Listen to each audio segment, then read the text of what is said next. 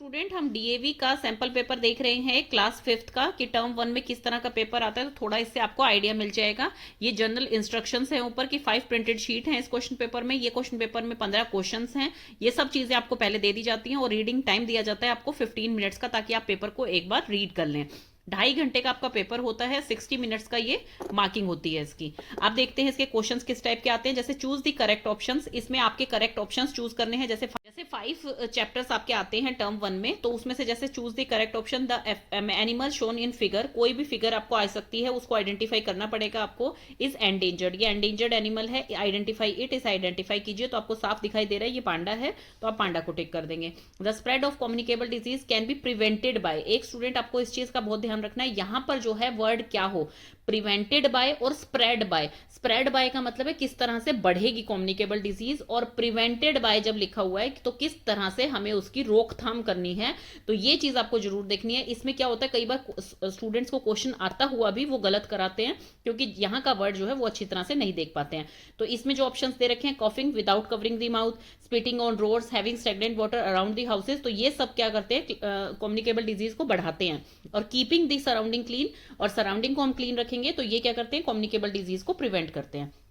Next है, Ankit took a glass of water and put a few drops of blue ink, he mix the contents with a spoon, what did he observe after some time. तो इस जो question है ये properties of water से है, जिसमें हमने insoluble and soluble पढ़ा हुआ है। तो इंक क्या होती है, वो सोल्युबल होती है स्टूडेंट वाटर के अंदर। तो उसमें क्या आएगा, no visible boundary is there between ink and water, कोई विजिबल बाउंड्री उनके बीच में नहीं दिखाई दे रही है, क्योंकि इंक जो है वो सोल्युबल हो गई है वाटर के अंदर। नेक्स्ट आपका आ गया है ग्राउंड वाटर, ये आपका है इंपॉर्टेंस ऑफ वाटर के चैप्टर से। Ground water can be drawn out in many ways, a very common method to draw out ground water from a well is to use a pulley. तो सबसे common method यहाँ पे पूछा गया है कि ग्राउंड वाटर को कैसे निकालते हैं, वो है पुली, जो जैसे कि वेल से निकालते हैं। तो यहाँ पर ये इसके आंसर्स होंगे, और इस तरह का आपका फर्स्ट क्वेश्चन होगा जो कि 4 मार्क्स का होगा, 1 मार्क्स ईच। नेक्स्ट आपका आ गया है assertion and reasoning. Assertion and reasoning जो है स्टूडेंट, वो थोड़ा सा जो होता है ट्रिकी क्वेश्चन होता है, लेकिन अगर आपने चैप्टर बहुत अच्छे से पढ़ा हुआ है, आप जाके मेरी वीडियो देखिए, मैंने उसमें एक एक लाइन से आपको चैप्टर पढ़ा रखा है। अगर आपने चैप्टर अच्छे से पढ़ा है तो उसी में से आपका असर्शन रीजनिंग आएगा कि वो उसका परफेक्ट रीजन है या नहीं है। तो अब हम देखते हैं असर्शन रीजनिंग में। स्टेटमेंट ए कह रही है, rain drops when just formed are the purest form of water. Rain drops जब तुरंत आपकी पृथ्वी पर आ रही होती है तो वो प्योरेस्ट फॉर्म होती है। स्टेटमेंट 2 क्या है, a part of rain water sink into the ground water. तो ये दोनों आपस में कहीं से कोरिलेट नहीं कर रहे हैं, इसमें ये इसको कहीं से मैच नहीं कर रहा है। तो इसमें क्या आएगा, both statement A and B are true, दोनों स्टेटमेंट ट्रू हैं, लेकिन बी जो है वो करेक्ट एक्सप्लेनेशन नहीं है ए की। ये आपके जो क्वेश्चन है ये 2 मार्क्स का है, मतलब ये 1 एंड दिस वन इज 1, तो 1 मार्क्स ईच है, तो 2 मार्क्स का क्वेश्चन है। स्टेटमेंट ए कह रही है, the disease which gets transmitted from one to another is called communicable disease, बिल्कुल ठीक है ये। Deficiency of different minerals in our body leads to communicable disease, बिल्कुल गलत है ये। करेक्ट एक्सप्लेनेशन तो छोड़िए, ये फॉल्स है स्टेटमेंट, क्योंकि डेफिशिएंसी ऑफ डिफरेंट मिनरल्स, कोई भी डेफिशिएंसी होती है तो वो क्या होती है, डेफिशिएंसी डिजीज होती है, और डेफिशिएंसी डिजीज नॉन कम्युनिकेबल होती है, कम्युनिकेबल नहीं होती है स्टूडेंट। तो इसमें सीधा आंसर आ जाएगा statement A is true and B is false. Next question आ गया complete the pair. Complete the analogue करके भी आता है क्वेश्चन, कंप्लीट दी पेयर करके भी आता है। यहाँ पर ये 2 मार्क्स का दे रखा है। राइनासोरस का हॉर्न यूज होता है, एंड नॉर्थ अमेरिकन बियर जो है उसका हंट किया जाता है उसके गॉल ब्लैडर के लिए। रिवर जो है वो फ्रेश वाटर है, ओशियन जो है वो सॉल्टी वाटर है। इस तरह से आपके कोई भी बन के आ सकते हैं। मैं अभी आपको थोड़े से और एग्जांपल दिखाऊंगी, ये जस्ट मैं एक सैंपल पेपर के आपको थोड़ा सा ओवरव्यू दे रही हूँ कि किस टाइप का आपका पेपर आता है। फिल इन द ब्लैंक्स है, the joint present between the skull and first 2 vertebrae of the spine is called the pivot joint. Pivot joint कौन सा होता है, जो स्कल एंड 2 वर्टिब्रे के बीच में जो रिंग टाइप स्ट्रक्चर बना लेते हैं वर्टिब्रे, और स्कल जो एक बोन जो है फिट होती है, रिंग लाइक स्ट्रक्चर जो कि दूसरी बोन बनाती है, उसे पाइवोट जॉइंट कहते हैं। और ये किस तरह से मूव करता है स्टूडेंट पाइवोट जॉइंट, जब आप यस करते हैं मतलब कि up and down, and sideways जब आप नो करते हैं दैट इज साइडवेज, तो इस तरह से ये मूव करता है। Elephants are being hunted for their tusk, ivory बोलते हैं जिसे टस्क के लिए, और किस लिए होता है इनका Hunt, for making jewelleries. Water helps in digestion of food in animals, animals में और ह्यूमंस में क्या होता है, डाइजेशन ऑफ फूड के लिए वाटर जरूरी होता है, वो हेल्प करता है उसमें। तो ये आपका 3 मार्क्स का है, 1 मार्क्स ईच। देन आपके 5th क्वेश्चन आ रहा है, right true and false for the given statement. अब ट्रू एंड फॉल्स है इसमें, a group of very similar plant and animal is called a species. तो जो बिल्कुल सिमिलर प्लांट्स होते हैं या बिल्कुल सिमिलर एनिमल्स होते हैं तो वो उनकी स्पीशीज कहलाई जाती है, तो ये ट्रू है। Caribbean monk seal is an endangered animal, तो ये एंडेंजर्ड नहीं है, ये एक्सटिंक्ट एनिमल है, तो यहां पर ये फॉल्स ही आएगा। Deficiency of vitamin C leads to scurvy, deficiency of vitamin C से स्कर्वी होती है, तो ट्रू है ये। स्कर्वी कौन सी डिजीज होती है स्टूडेंट? जिसमें कि ब्लीडिंग ऑफ गम्स होता है, गम्स जो है वो लूजन हो जाते हैं, तो ये आता है आपका स्कर्वी में। Germs of jaundice are spread through air, germs जो जॉन्डिस के हैं वो एयर से स्प्रेड होते हैं, तो ये फॉल्स पर ये आएगा थ्रू वाटर, तो इसलिए ये फॉल्स आएगा स्टेटमेंट। तो ये हाफ मार्क्स के हैं, 2 मार्क्स दे रखा है। Give scientific term for the following, scientific term इनके लिए क्या है? The part of year which helps in maintaining balance of our body, तो वो कौन सा ईयर है? Inner ear. जैसे आपको इस क्लास में जो है बता दिया गया है ईयर्स के बारे में, जो माई बॉडी चैप्टर आपका फर्स्ट, उसमें बता दिया गया है इनर ईयर का क्या काम होता है, मिडल ईयर का एंड आउटर ईयर का, पहले ही हम डिटेल में कर चुके हैं। Animals which live in water, animals जो वाटर के अंदर रहते हैं वो कौन से एनिमल होते हैं? Aquatic animals. Rewrite the statement correctly by changing the underline word, अब अंडरलाइन वर्ड को आपको रीराइट करना है, मतलब ये जो वर्ड लिखा हुआ है ये गलत है, तो इसको आपको ठीक करना है। कार्बन टेट्राक्लोराइड, ये आपकी है प्रॉपर्टीज ऑफ वाटर में से। कार्बन टेट्राक्लोराइड जो होता है सरफेस ऑफ वाटर पे सिंक करता है, फ्लोट नहीं करता है, तो यहां पर सिंक आ जाएगा और इसी स्टेटमेंट को आप लिख देंगे, carbon tetrachloride sink on the surface of water. Next है, a well which has steps on its side is called a water wheel, उसे वाटर व्हील नहीं कहते हैं, जिसमें स्टेप्स बने होते हैं उसे स्टेप व्हील कहते हैं, या बाउली बोल सकते हैं आप, तो ये भी 1 मार्क्स का था। Give 2 points of difference between, अब इनका डिफरेंस लिखना है, एनीमिया नाइट ब्लाइंडनेस का लिखना है। एनीमिया जो होता है आयरन डेफिशिएंसी डिजीज होती है, नाइट ब्लाइंडनेस जो है विटामिन ए डेफिशिएंसी डिजीज होती है, फिर आप इनके सिम्टम्स लिख देंगे। कार्टिलेज एंड लिगामेंट में क्या डिफरेंस होता है? तो कार्टिलेज में क्या लिखेंगे आप? दोनों ही कनेक्टिव टिश्यू हैं, दोनों ही कनेक्ट करते हैं बोन्स को, कनेक्टिव टिश्यू हैं दोनों ही। तो कार्टिलेज में क्या होता है? ये क्या होती है? टफ, स्मूथ, शाइनी, मतलब जेल लाइक पैडिंग होती है इसमें बिटवीन दी बोन्स। और लिगामेंट में क्या होता है? इलास्टिक बैंड होता है टिश्यूज के बीच में which connects bone to bone. और दूसरा डिफरेंस क्या है? कार्टिलेज जो होता है वो किससे प्रिवेंट करता है? जो आपस में जो है वो बोन स्क्रैच ना करे आपस में, तो इसलिए वो हेल्प करता है कार्टिलेज। एंड लिगामेंट क्या हेल्प करता है? एक स्ट्रेची बैंड होता है जो बोन टू बोन को कनेक्ट करता है, तो ये आप इसमें डिफरेंस लिख सकते हैं। ये 4 मार्क्स का है, 2 मार्क्स का है, तो दोनों में 2 पॉइंट लिखेंगे। एनीमिया और इसमें पहले तो आप बताएंगे किसकी डेफिशिएंसी डिजीज है, सेकंड आप इसके सिम्टम्स लिखेंगे। सेकंड है, नेक्स्ट क्वेश्चन आ गया है, give reason for the following question, इसमें 2 पॉइंट देने हैं बिकॉज 2 मार्क्स के हैं ये। Water is a precious resource required by both plants and animals, why do plants need water, plant and animal दोनों के लिए ही वाटर जो है बहुत ही प्रीशियस है, बहुत ही जरूरी है, लेकिन प्लांट्स को जो है वाटर किस लिए चाहिए वो बताइए। तो इसमें आप 4 पॉइंट्स पे लिख सकते हैं, लेकिन यहाँ पे 2 बोल रहे हैं तो आप 2 लिखेंगे, जो आपको बिल्कुल अच्छी तरह से लर्न है। नहीं तो आप एक जियो फॉर्म में इसको बना के लिख सकते हैं। बीच में आप लिखेंगे कि प्लांट्स नीड वाटर, फर्स्ट किस चीज के लिए यूज होता है? फोटोसिंथेसिस के लिए, plant prepare their food by process of photosynthesis, उसमें वाटर की रिक्वायरमेंट होती है। सेकंड है फॉर जर्मिनेशन ऑफ सीड के लिए। थर्ड आप लिखेंगे बिकॉज वो नेचुरल हैबिटेट है कई प्लांट्स का, वाटर जो होता है वो नेचुरल हैबिटेट होता है कई प्लांट्स का। एंड फोर्थ आप इसमें लिखेंगे क्योंकि जितने भी मिनरल एंड न्यूट्रिएंट होते हैं वो किस में एब्जॉर्ब होते हैं?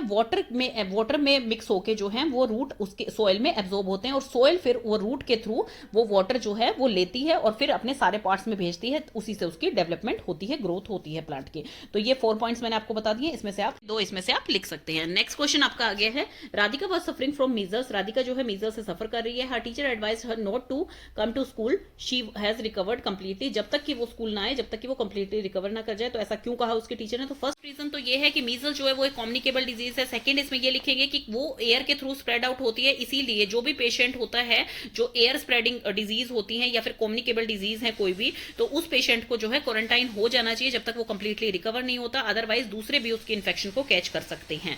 नेक्स्ट आ जाता है, water droplet appear on the outer surface of a glass tumbler containing ice, जिस वाटर टम्बलर के अंदर आइस है तो उसके बाहर जो है छोटी छोटी ड्रॉपलेट आ जाती हैं। Explain the process which leads to the formation of these droplets, तो ये जो फॉर्मेशन हो रही है ये किस वजह से हो रही है? कंडेंसेशन प्रोसेस की वजह से हो रही है। हम अच्छी तरह से पढ़ चुके हैं स्टूडेंट। एक होता है इवेपोरेशन, इवेपोरेशन का मतलब होता है जब भाप बन के उठ जाए, मतलब कि जो वाटर है वो किस में चेंज हो जाए? वेपर्स में चेंज हो जाए, और जब वेपर दोबारा से लिक्विड में चेंज होता है उसे कंडेंसेशन बोला जाता है। तो जब आपका ये इसमें दिखा रखा है कि जिस भी क्लास में हम आइस डालते हैं तो आइस डालने के बाद उसमें क्या होता है? बाहर जो है टाइम से ड्रॉपलेट्स आ जाती है, वो किस वजह से होता है? कंडेंसेशन प्रोसेस की वजह से होता है स्टूडेंट। नेक्स्ट है, where does this process takes place on a large scale in nature, ये जो प्रोसेस है ये लार्ज स्केल पे कहां पे होता है? तो ये क्लाउड्स के अंदर होता है स्टूडेंट। क्लाउड की फॉर्मेशन किस वजह से होती है? जब इवेपोरेशन होके वो राइज अप होती है, मतलब कि ऊपर की तरफ जाती है, जब वो वेपर्स जो बनते हैं ऊपर की तरफ जाते हैं, जो एटमॉस्फेयर वहां पर क्या होता है? ठंडा होता है। तो उस ठंडक में, मतलब हमने जैसे देखा है ना, यहां पर जब इसे ठंडा करेंगे हम तो ये एटमॉस्फेयर से ठंडा हो गया ये ग्लास, अदरवाइज क्या होता है, इसमें कईयों का क्वेश्चन ये होता है कि हम ग्लास नॉर्मल बाहर रखते हैं तो उसमें जो है वाटर ड्रॉपलेट्स, टाइनी ड्रॉपलेट्स क्यों नहीं बनते हैं बाहर की तरफ, क्यों? तो वो इसलिए नहीं बनते हैं स्टूडेंट, क्योंकि बाहर का एटमॉस्फेयर और उस टेम्परेचर, उसका ग्लास का टेम्परेचर वो सेम ही है, क्योंकि रूम टेम्परेचर पे रखा हुआ था। आप देखेंगे फ्रिज के अंदर जब तक बॉटल रखी हुई है या आइस रखी हुई है तब तक उसके अंदर कोई भी ड्रॉपलेट्स नहीं बनते, क्योंकि जो बॉटल फ्रिज में रखी हुई है उसका टेम्परेचर ऑलरेडी ठंडा है। जब उस वाटर को हम नॉर्मल टेम्परेचर पे बाहर लाके रखेंगे तो आप देखेंगे उसके ऊपर ड्रॉपलेट्स बन रहे हैं, और धीरे धीरे जो है जहां पर भी आपने बॉटल रखी होगी वहां पर आपको वाटर दिखाई देगा थोड़ी देर बाद। तो वो किस वजह से होता है? कंडेंसेशन प्रोसेस की वजह से होता है। तो ये क्वेश्चन आपको याद रखना है। इसमें एक और क्वेश्चन बन के आ सकता है कि जैसे ये क्वेश्चन है, ये आपके बैक एक्सरसाइज में है, ये क्वेश्चन भी आ सकता है इसमें, तो काफी इंपॉर्टेंट क्वेश्चन है स्टूडेंट, कि the window pains of a closed car, अब एक क्लोज्ड कार है उसमें लोग बैठे हैं अंदर, often gets foggy in winters, तो वो क्या होती है? फोगी हो जाती है विंटर्स में, मतलब कि उस पर ड्रॉप ड्रॉप से आ जाती है। वो किस वजह से आती है स्टूडेंट? तो इसमें आपको रीजन लिखना है, because moisture level inside the car, अब कार के अंदर पर्सन बैठे हैं तो मॉइस्चर लेवल जो कार के अंदर है वो ज्यादा है एज कंपेयर टू बाहर के। क्यों? क्योंकि बाहर जो है वो ठंड है। ये जो बात हो रही है ये विंटर सीजन की हो रही है, तो बाहर का एटमॉस्फेयर कैसा है? वो ठंडा है, और अंदर का एटमॉस्फेयर कैसा है? उसमें मॉइस्चर लेवल ज्यादा है। इसी वजह से moisture will condense, moisture condense हो जाएगा on the car glasses, car की ग्लासेस पे, और वो टाइनी ड्रॉपलेट्स वहां पे बना लेगा। तो ये क्वेश्चन भी आपके आ सकता है, ये इंपॉर्टेंट है, मैंने एक्स्ट्रा क्वेश्चन ही आपको इसलिए बताया है।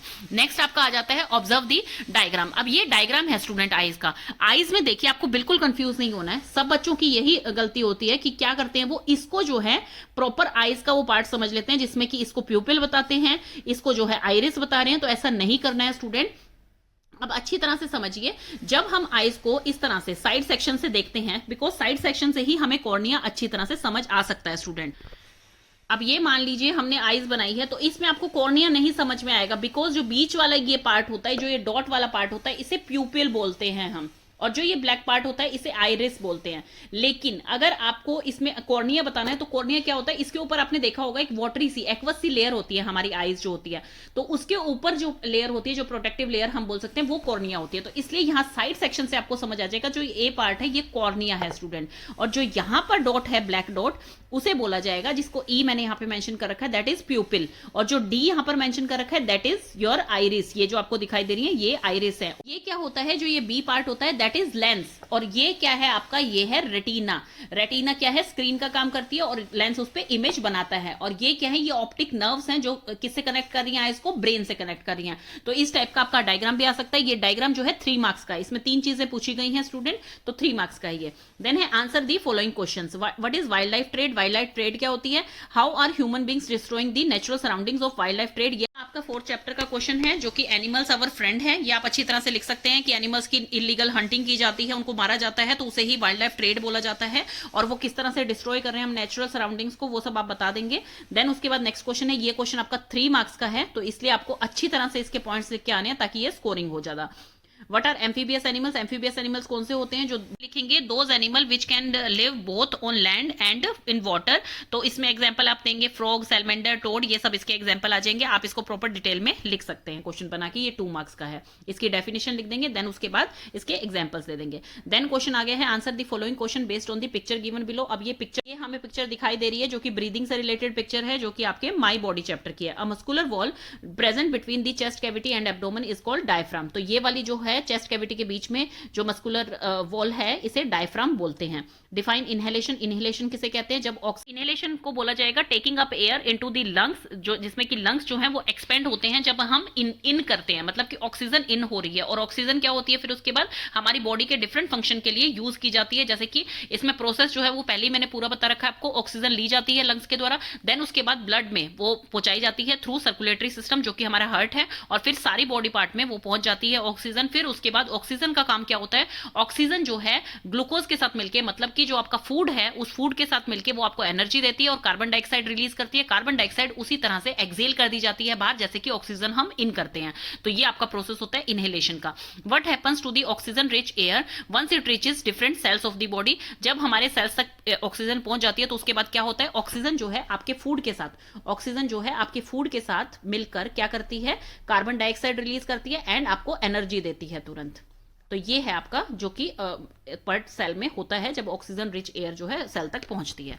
तो ये क्वेश्चन भी आपके आते हैं जिसमें कि आपको स्ट्रक्चर्स मतलब पिक्चर्स अच्छी तरह से करके जानी है। नेक्स्ट क्वेश्चन आ गया है आपका, ये 3 मार्क्स का क्वेश्चन है। स्टडी द फूड चेन, ये फूड चेन बनाई हुई है एक, answer the following question. Complete the food chain given below, identify, यहां पर आपको आइडेंटिफाई करना है तो यहां पर आप स्नेक लिख सकते हैं क्योंकि फ्रॉग को जो है स्नेक खाता है। How many consumers are present in the food chain, इस फूड चेन में कितने कंज्यूमर प्रेजेंट है। ये है प्राइमरी कंज्यूमर जो कि ग्रास ले रहा है, क्योंकि ग्रास क्या है, प्रोड्यूसर है, ये प्रोड्यूस कर रहा है, मतलब कि ये यहाँ पर प्रोड्यूसर का काम कर रहा है। ये क्या है, ये प्राइमरी कंज्यूमर है जो ग्रास खा रहा है। फ्रॉग जो है ग्रास ऊपर को खा रहा है, ये सेकेंडरी कंज्यूमर है। ये टर्शरी कंज्यूमर है जो कि स्नेक फ्रॉग को खा रहा है। तो इसमें आप लिखेंगे कितने कंज्यूमर है, 1 2 3, तो यहाँ पर 3 आंसर आएगा। What will happen if frogs are hunted excessively, अगर फ्रॉग्स को बहुत ज्यादा क्वांटिटी में हंट किया जाए मतलब मारा जाए तो फिर क्या होगा, तो उससे क्या होगा। इसमें आप आंसर क्या लिखेंगे, इसमें आप ये लिखेंगे if frogs are hunted excessively then grasshoppers and insects quantity will increase rapidly. Then है लॉन्ग आंसर क्वेश्चंस, अभी तक हमने किए थे वो 1 वर्ड आंसर थे या 1 लाइन के आंसर्स थे, अब हम कर रहे हैं लॉन्ग आंसर क्वेश्चंस। तो कंप्लीट दी सीरीज आ गया। सबसे पहले डिजीज है, सिम्टम्स है एंड डेफिशिएंट न्यूट्रिएंट है। डेफिशिएंट न्यूट्रिएंट क्या होगा कि किसकी कमी के कारण वो डिजीज होती है, वो होता है आपका न्यूट्रिएंट। रिकेट्स है, उसमें विटामिन डी की कमी से होती है और इसमें क्या हो जाता है, बो शेप लैग हो जाते हैं। सेकंड है, इसमें विटामिन बी दे रखा है, विटामिन बी की डेफिशिएंट डिजीज कौन सी है, बेरी है, और इसमें क्या होती है, एक्सट्रीम वीकनेस हो जाती है। तो ये आप लिखेंगे, और पैरालिसिस भी हो जाती है किसी बॉडी पार्ट का, तो वो भी आप यहाँ पर लिख सकते हैं। Suggest 2 ways to maintain good health, good health के लिए क्या क्या करना चाहिए स्टूडेंट। सबसे पहले तो हेल्थ की डेफिनेशन क्या होती है वो सुन लीजिए। Health is a state of complete physical and mental wellbeing, ये आपको कंप्लीट लिख के आना है, मतलब फिजिकल एंड मेंटल वेलबींग दोनों इसके अंदर आएंगे। अब इसमें पूछा गया है कि कोई 2 वेज बताइए जिससे कि गुड हेल्थ मेंटेन हो सकती है, तो इसमें आप लिखेंगे a balance diet, a regular exercise, proper rest, good proper hygiene and clean and hygienic surroundings. इसमें से आप कोई भी 2 पॉइंट इसमें लिख सकते हैं। Name any 1 disease that is spread through the bite of mosquito, mosquito की बाइट से कौन सी डिजीज फैलती है, मलेरिया एंड डेंगू, वो आप इसमें एग्जाम्पल दे सकते हैं। नेक्स्ट क्वेश्चन आपका आ गया है, on a hot summer day quenched his thirst by preparing a lemonade using lemon juice, sugar, salt, water. Solvent क्या है, name the solvent present in lemonade, तो यहाँ पर solvent की definition आपको बतानी है। solvent की definition क्या होती है, the medium in which substance is dissolved is called solvent, क्योंकि यहाँ पर medium हम पहले क्यों बोल रहे हैं, ऐसा medium क्योंकि medium क्या होता है आपका, माध्यम होता है, मतलब ज्यादा क्वांटिटी वाला medium होता है, और substance क्या होता है जो थोड़ी क्वांटिटी वाला होता है। तो इसमें हम क्या बोलेंगे, the medium in which substance is dissolve, जिस मीडियम में सब्सटेंस ऐड होता है उसे सॉल्वेंट कहा जाता है। Name the solvent present in water, sorry lemonade, lemonade के अंदर कौन सा सॉल्वेंट प्रेजेंट है, that is water.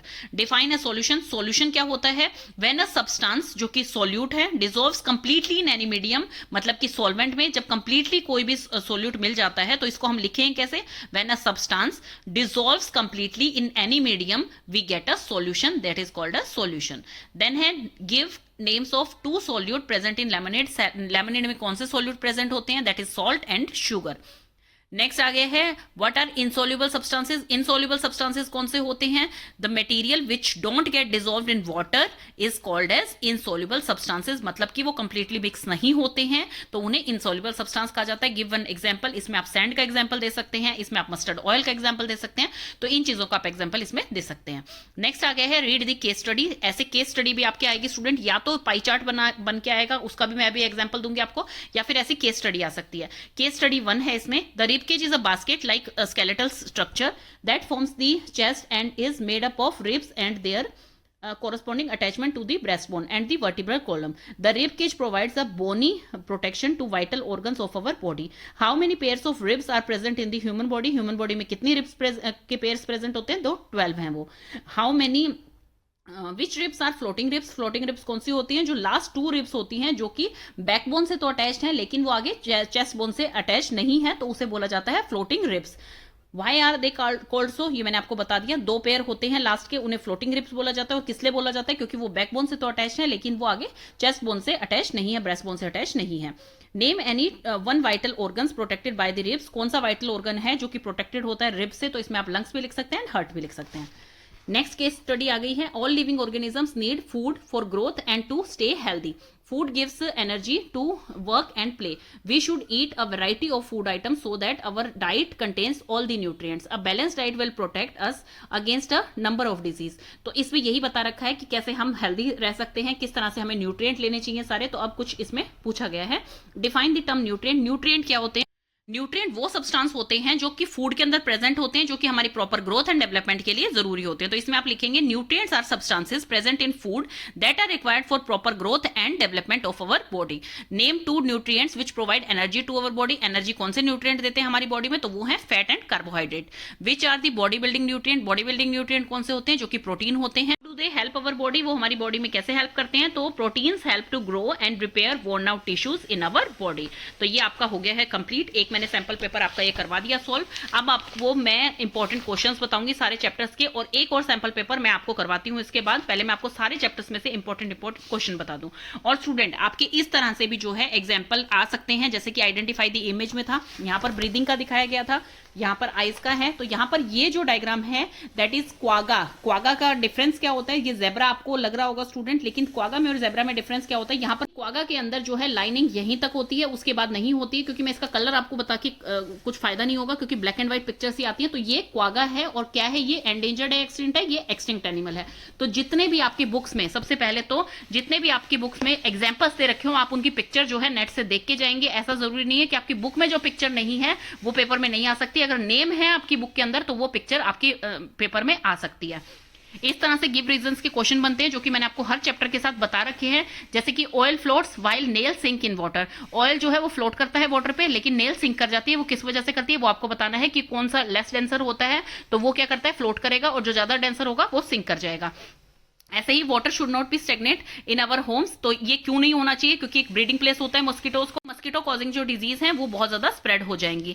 Our backbone is made up of many small vertebrae instead of having one straight long bones. तो इसमें आपको आंसर वो वाला लिखना है कि हमारी बैकबोन जो है अगर स्ट्रेट होती तो फिर क्या डिसएडवांटेजेस थे, तो वो हमें इसमें बताना है कि अगर हमारी बैकबोन जो है, इसमें जैसे पूछ रखा है कि हमारी बैकबोन जो है स्मॉल स्मॉल वर्टिब्रे से मिलकर बनी हुई है instead of a long straight bone, क्योंकि अगर लॉन्ग स्ट्रेट बोन होती तो बहुत ज्यादा स्टिफ हो जाती, उसको वो जो है मूव नहीं कर पाती, ना फॉरवर्ड मूव कर पाती, ना साइड वेव मूव कर पाती, ना बैकवर्ड मूव कर पाती। तो उससे क्या है, हमारे सारे काम जो है बहुत ही ज्यादा मुश्किल हो जाते हैं। एक्सटिंक्ट एनिमल आपके इस तरह से भी आ सकते हैं, आपको इस तरह से लिखने हो सकते हैं।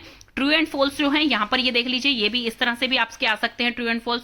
कंप्लीट दी सीरीज आपकी जरूर आती है पेपर में, तो इसको भी आप अच्छी तरह से देखेंगे। और इस तरह से जो रीराइट स्टेटमेंट वाले होते हैं उसमें अंडरलाइन कर रखी होती है, उसको रीराइट करना होता है आपको। तो इस तरह के पेपर में क्वेश्चन आते हैं। अब मैं चैप्टर वाइज आपको इंपॉर्टेंट क्वेश्चंस बता देती हूँ। पहले हम चैप्टर फर्स्ट से स्टार्ट करते हैं। सबसे पहले आपका ब्रीदिंग सिस्टम आ गया। ब्रीदिंग सिस्टम में बहुत इंपॉर्टेंट चीज मैं आपको समझा रही हूँ कि एक्सेलेशन और इनहेलेशन जो होते हैं उसमें क्या डिफरेंस होता है। ये आपके क्वेश्चन जो है आ सकता है स्टूडेंट की एक्सेलेशन में आपसे पूछ लिया जाए कि डायफ्राम जो है और लंग्स ये कैसे क्या करते हैं, मतलब एक्सपैंड करते हैं, कॉन्ट्रैक्ट करते हैं, कैसे इनकी मूवमेंट होती है। तो इनहेलेशन में कई स्टूडेंट का मेरे से क्वेश्चन रहता है कि मैम लंग्स और डायफ्राम जो है वो एक साथ एक जैसा मूव करते हैं, मतलब एक कॉन्ट्रैक्ट होगा तो दूसरा भी कॉन्ट्रैक्ट होगा। तो ऐसा नहीं होता है स्टूडेंट। डायफ्राम जो होती है वो एक स्केलेटल मसल होती है, थिन स्केलेटल मस्कुलर वॉल होती है। वो कहाँ होती है? चेस्ट कैविटी के बीच में होती है।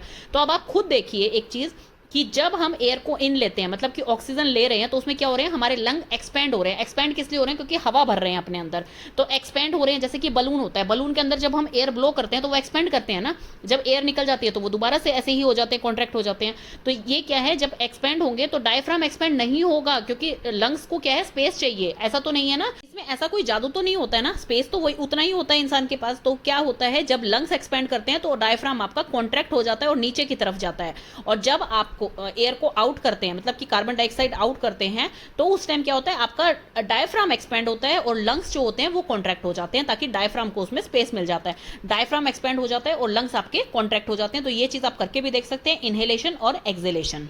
तो इसमें ये स्ट्रक्चर इंपॉर्टेंट है, इसको आप देख के जाएंगे। इनहेलेशन में कैसे होता है एंड एक्सहेलेशन में कैसे होता है, और क्या प्रोसेस होता है, क्या क्या चीजें इसमें इन्वॉल्व होती हैं। ये क्वेश्चन भी आपके आ सकता है, ट्रू एंड फॉल्स में भी आ सकता है कि इसमें क्या होता है। सबसे पहले नेजल कैविटी, जो कि आप नोज बोल सकते हैं यहाँ पर। नोज के बाद क्या होता है? Wind pipe. विंड पाइप किससे कनेक्ट करती है? लंग्स से कनेक्ट करती है। तो ये क्वेश्चन इसका इंपॉर्टेंट है। इनहेलेशन में हम क्या करते हैं? ऑक्सीजन इनटेक करते हैं एंड कार्बन डाइऑक्साइड को रिलीज कर देते हैं। हम सबको पता है स्टूडेंट कि हमारा जो हम इनहेल करते हैं, ऑक्सीजन को इनहेल करने के बाद क्या होता है? इनहेलेशन के बाद वो ऑक्सीजन हमारे किस में जाती है? हार्ट में जाती है, ब्लड के अंदर मिक्स होती है, और ब्लड के मिक्स होकर पूरी बॉडी के अंदर सप्लाई की जाती है। पूरी बॉडी में सप्लाई करके क्या होती है? पूरी बॉडी ऑक्सीजन को एब्जॉर्ब करती है, हर सेल तक ऑक्सीजन पहुंचती है। और उसके बाद जो आपका फूड होता है और आपका ऑक्सीजन मिलकर क्या करता है? कार्बन डाइऑक्साइड को बाहर निकालता है, रिलीज करता है एक्सक्रीट की फॉर्म में, और एनर्जी मिलती है आपको, जो कि आपको आप यूज करते हैं अपनी डेली एक्टिविटीज में। तो इसमें यही प्रोसेस है और कुछ ज्यादा आपको पढ़ने की जरूरत नहीं है। तो इस पूरे में यही बता रखा है कि ऑक्सीजन कंज्यूम होती है हमारी बॉडी के थ्रू और वो कैसे कैसे फंक्शन करती है और कार्बन डाइऑक्साइड जो है एज अ वेस्ट प्रोडक्ट बाहर निकल जाती है। आपका लेफ्ट लंग जो है वो राइट लंग से छोटा होता है, किस वजह से होता है? क्योंकि वहां पर जो है हार्ट आपका होता है, आपको पता ही होगा ये चीज।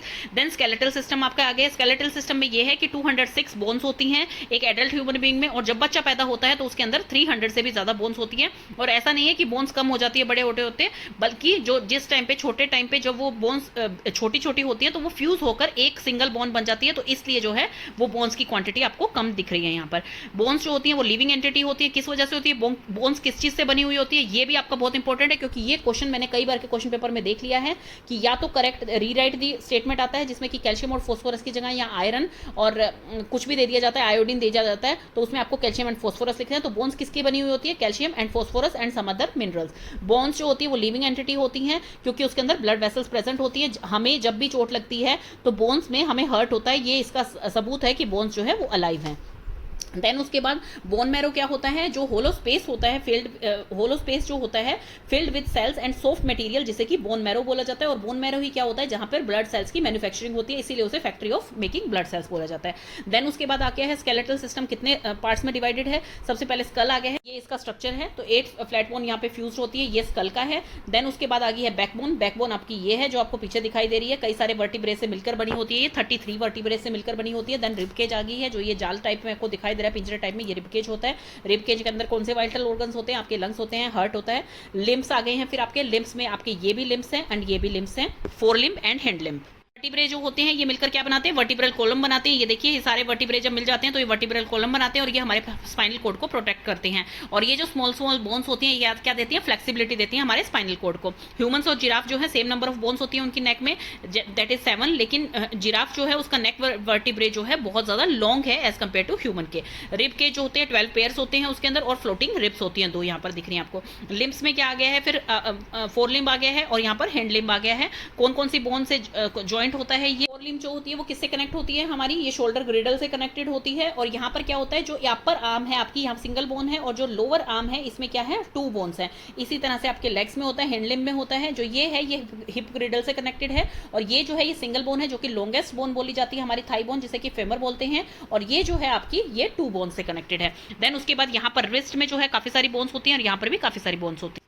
सबसे स्मॉलेस्ट बोन कौन सी होती है? स्ट्रिप होती है। इनकी टोटल क्वांटिटी भी आपको याद रखनी है, 12 पेयर्स ऑफ रिब्स होते हैं। स्कल के अंदर फ्लैट बोन्स कितनी होती है? 8 होती हैं। वर्टिब्रे कितने होते हैं? 33 होते हैं। Four limb and hand limb में इनमें कितनी कितनी बोन्स होती हैं? 30 लिखेंगे आप इसमें, तो ये आपकी टोटल आपकी बोन्स बन जाएंगी। जॉइंट्स कौन से होते हैं? जॉइंट्स होते हैं जो कि बोन्स को एक दूसरे के साथ ज्वाइन करते हैं, जिसकी वजह से हमारी मूवमेंट होती है, जैसे कि एल्बो जॉइंट हो गया है, नी जॉइंट हो गया है, रिस्ट जॉइंट हो गया है, टो जॉइंट हो गया है, ये सब जॉइंट्स होते हैं।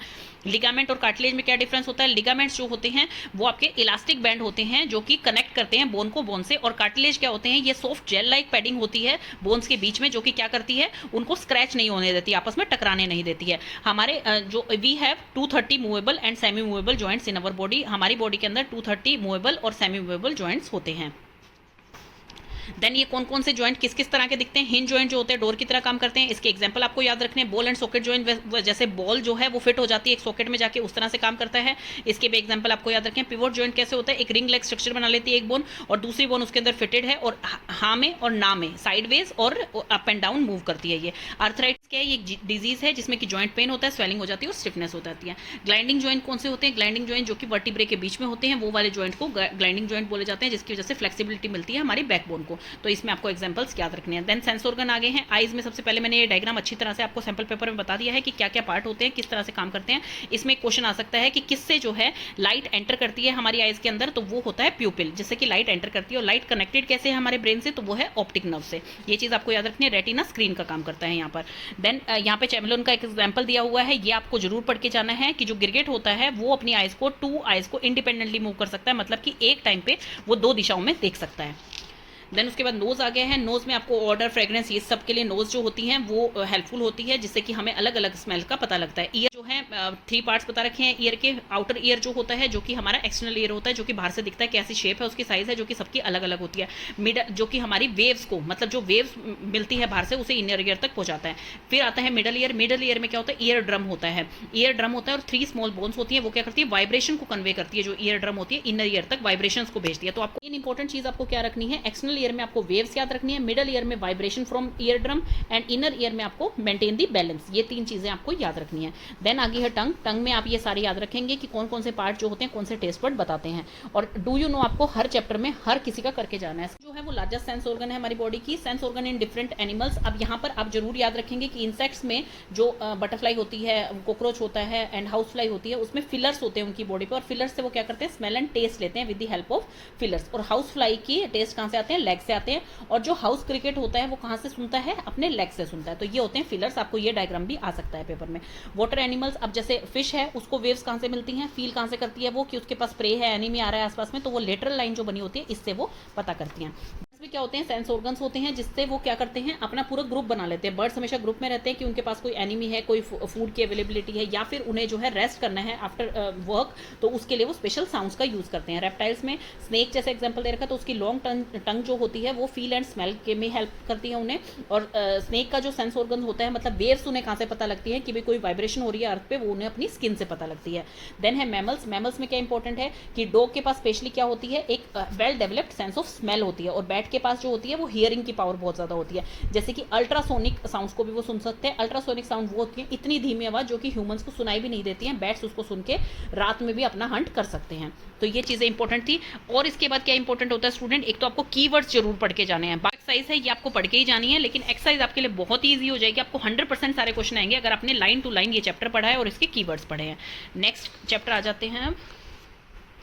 इस चैप्टर में आपका क्या इंपॉर्टेंट है, एनिमल अवर फ्रेंड्स में। इसमें सबसे पहले तो ये जो एनिमल्स अलग अलग टाइप के दे रखे हैं कि ये जो है कहाँ से ऑब्टेन होती है। सिल्क हमें सिल्क वॉर्म से ऑब्टेन होती है, वूल जो है वो शिप से ऑब्टेन होती है। तो ये सारी चीजें आपको पढ़ के जानी है, ये आपके लिए इंपॉर्टेंट है। टाइम में भी कौन सा डॉग जो है वो असिस्ट करता था, वो डॉग था। तो ये तो थोड़ी छोटी चीजें हैं जो आपको याद रखनी है।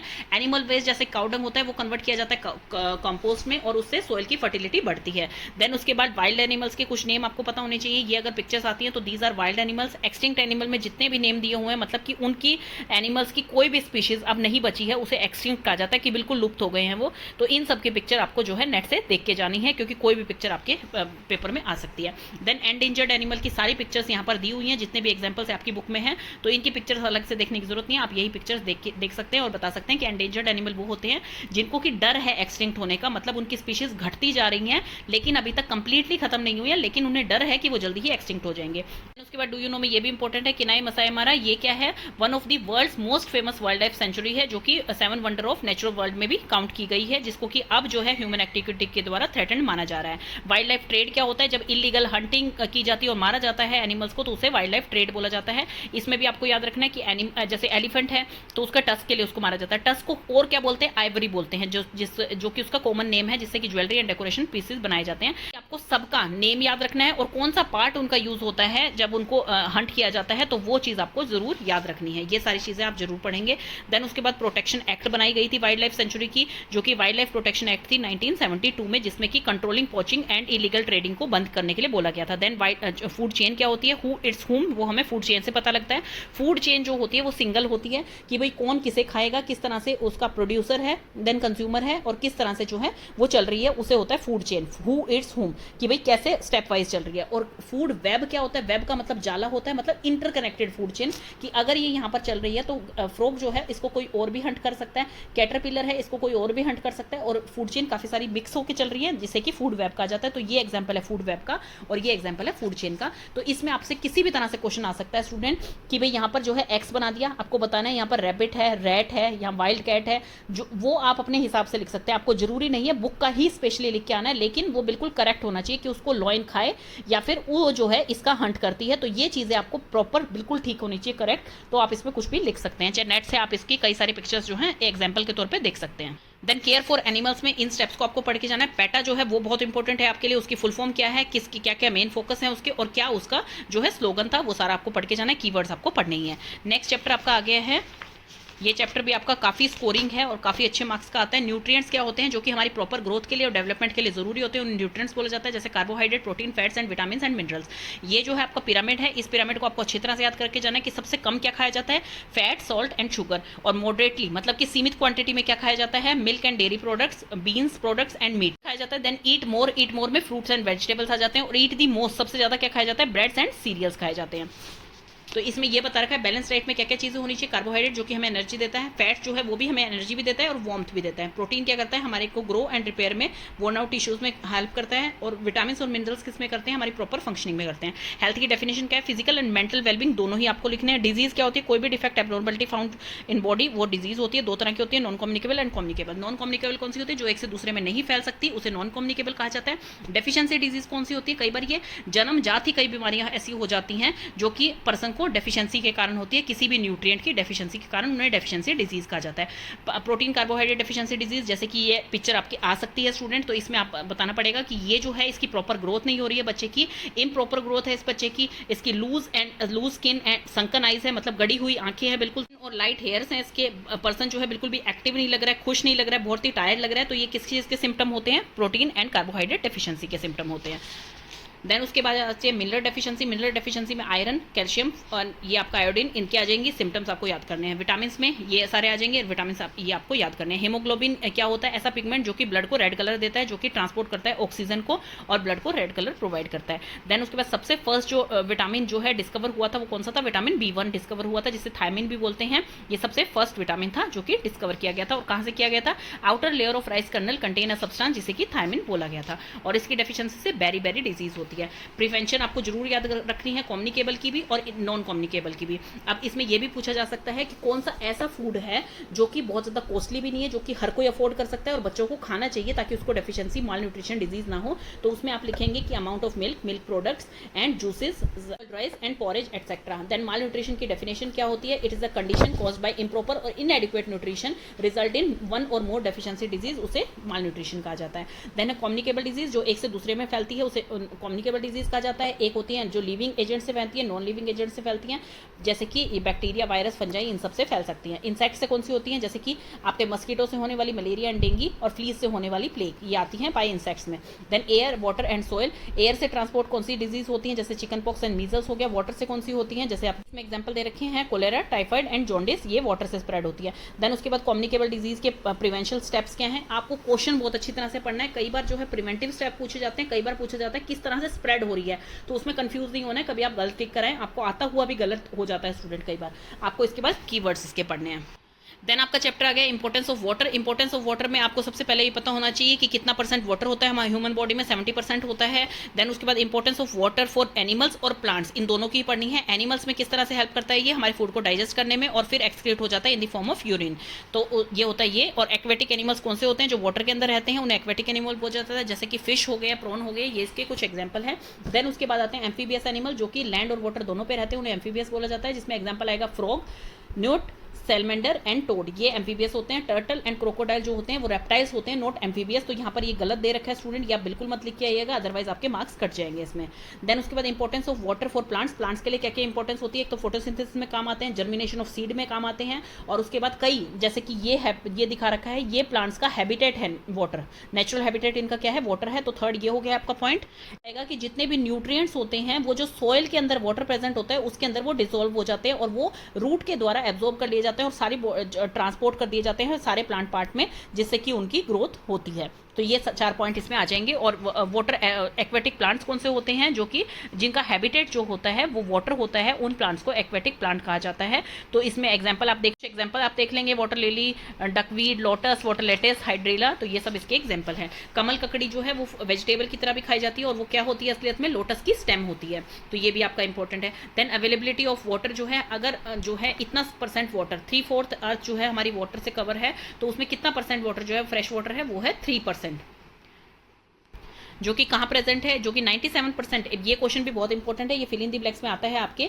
कि 97% of water present in seas and oceans, और जो रिमेनिंग 3% है वो river, pond, lake, streams and glacier, इसमें से आप कुछ भी लिख सकते हैं। देन उसके बाद वाटर को कैसे निकाला जाता है, कैसे मतलब ग्राउंड वाटर को जो है ड्रोन आउट किया जाता है, तो उसमें वेल सबसे कॉमन एग्जाम्पल होता है। देन स्टेप वेल आ गए हैं, रेहर जिसे कि वाटर व्हील बोला जाता है, और वेल, ये सबसे कॉमन एग्जाम्पल होते हैं। और फिर उसके बाद जो ग्राउंड वाटर है वो और भी तरह से जो है ड्रोन आउट किया जाता है, जैसे कि ट्यूबवेल हो गए हैं, हैंड पंप हो गया है, इलेक्ट्रिक पंप हो गया है, इस तरह से उसको निकाला जा सकता है। वाटर सप्लाई कैसी है, एक वेल प्लान्ड वाटर सप्लाई है। आपसे रिवर वाटर को बार बार सीरीज ऑफ जो है प्रोसेस से प्योरीफाई करके फिर उसके बाद जब वो फिट फॉर ड्रिंकिंग हो जाता है तो उसे घरों में पाइपलाइन के थ्रू भेजा जाता है। और इसके ये हैं आपके कीवर्ड्स। देन आगे है properties of water. Properties of water में यही बताया गया है सोल्यूट क्या होता है, सोलवेंट क्या होता है। सोल्यूट जो कि कम क्वांटिटी में डलता है वो सोल्यूट होता है, और सोलवेंट क्या होता है जो कि ज्यादा क्वांटिटी में होता है। सोल्यूट को हम यहाँ पर क्या बोलेंगे स्टूडेंट? सोल्यूट की डेफिनेशन क्या होगी? The substance that gets dissolve in a medium to form a solution is called solute, and the medium in which substance is, madam जो मीडियम है वो सोलवेंट है, और जो सब्सटेंस मिलाया जाता है वो सोल्यूट है। और सोल्यूशन क्या होता है? जब ये मीडियम में एक सब्सटेंस कंप्लीटली डिसॉल्व हो जाता है तो वो क्या बनाता है? सोल्यूशन बनाता है। इसका एग्जांपल है लेमन वाटर। लेमन वाटर में क्या होता है? सोल्यूट क्या होते हैं उसमें? सॉल्ट एंड शुगर जो है सोल्यूट है, एंड वाटर जो है वो सोलवेंट है। तो वो क्या मिक्सचर बनाते हैं? नींबू पानी, जो कि एक सोल्यूशन है। देन इनसोल्यूबल कौन से होते हैं? जो कि सोल्यूबल नहीं होते, कंप्लीटली डिसॉल्व नहीं होते हैं वाटर के अंदर, उसे इनसोल्यूबल बोला जाता है। जैसे कि इसमें एग्जांपल आ गया है सैंड का एंड पेबल्स का, जो कि आराम से सिंक करते हुए नीचे की तरफ दिखाई देते हैं। ऐसा नहीं है कि सिर्फ सिंक वाले ही जो इनसोल्यूबल होते हैं, बल्कि जो फ्लोट कर रहे होते हैं वो भी इनसोल्यूबल ही होते हैं। जैसे कि ऑयल हो गया है, वो भी इनसोल्यूबल होता है। कौन सी गैस जो है वो सोल्यूबल होती है पानी के अंदर? तो ऑक्सीजन, कार्बन डाइऑक्साइड डिसॉल्व हो जाती हैं, लेकिन जो नाइट्रोजन गैस होती है वो इनसोल्यूबल होती है वाटर के अंदर। तो ये भी आपका इंपॉर्टेंट है, इसको भी आप याद करके जाएंगे। देन फ्लोट एंड सिंक क्या होता है? फ्लोट कौन सी चीज करती है? जो कि लेस डेंस होती है वाटर से वो फ्लोट करेंगी, जो ज्यादा डेंस होती है वो सिंक कर जाएंगी। तो ये भी आपको एग्जांपल्स पता होने चाहिए फ्लोट और सिंक के, कि कौन कौन से एग्जांपल है। फिजिकल स्टेट कौन सी होती है? इवेपोरेशन होती है सबसे पहले, जिसमें कि लिक्विड जो है वेपर फॉर्म में चेंज होता है, उसे इवेपोरेशन कहा जाता है। एंड जब वेपर से लिक्विड में चेंज होता है उसे कंडेंसेशन प्रोसेस कहा जाता है। और वाटर साइकिल में क्या होता है स्टूडेंट? वाटर साइकिल में यही होता है, सबसे पहले इवेपोरेशन होती है, जब बहुत ज्यादा गर्मी बढ़ती है तो उससे क्या होती है? वेपर्स फॉर्म में कन्वर्ट हो जाता है वाटर। तो जैसे ही वो एटमॉस्फेयर में राइज अप हाई ऊपर की तरफ जाता है तो वहां पर क्या होता है? ठंडक होती है, कूल डाउन होता है वो, तो उससे क्या हो जाता है? क्लाउड्स के अंदर जो है ड्रॉपलेट्स के फॉर्म में वो इकट्ठे हो जाते हैं, और फिर उसके बाद प्रेसिपिटेशन मतलब कि बारिश का फॉर्म आ जाता है। बारिश होने के बाद वो ग्राउंड वाटर में चला जाता है, ट्रीज में चला जाता है, रिवर में चला जाता है। तो यहाँ से जाने के बाद दोबारा से फिर वो ओशियन से क्या होता है? इवेपोरेट होता है, और इस तरह से ये प्रोसेस चलता रहता है। इसे वाटर साइकिल कहा जाता है। ट्रांसपीरेशन प्रोसेस होता है, इवेपोरेशन प्रोसेस ही बोला जाता है ट्रांसपीरेशन को, जो कि प्लांट्स में होता है। अब पूरी अर्थ पे जो है इवेपोरेशन होती है, लेकिन प्लांट्स के अंदर उस प्रोसेस को ट्रांसपीरेशन बोला जाएगा। तो ये बिल्कुल इवेपोरेशन की तरह होता है। Loss of water from parts of plants, specially leaves से होता है, क्योंकि लीव्स के अंदर क्या होते हैं? स्टोमेटा प्रेजेंट होते हैं, जिससे कि वाटर जो है वो आउट हो जाता है, जो एक्स्ट्रा वाटर होता है। तो इसको पूरा जाता है ट्रांसपीरेशन, और ये भी बहुत इंपॉर्टेंट रोल प्ले करता है क्लाउड फॉर्मेशन में। फिर उसके बाद कीवर्ड्स आ गए। कीवर्ड्स पढ़ने के लिए मैं इसलिए बोलती हूँ स्टूडेंट, क्योंकि पूरी जो चैप्टर होता है उसका सार आपका कीवर्ड्स में ही होता है। तो ये आपका पूरा टर्म 1 का आपका फिनिश हो गया है। इसको आप अच्छी तरह से करके जाइएगा। All the best. मैं एक सैंपल पेपर और अपलोड करूंगी इसका।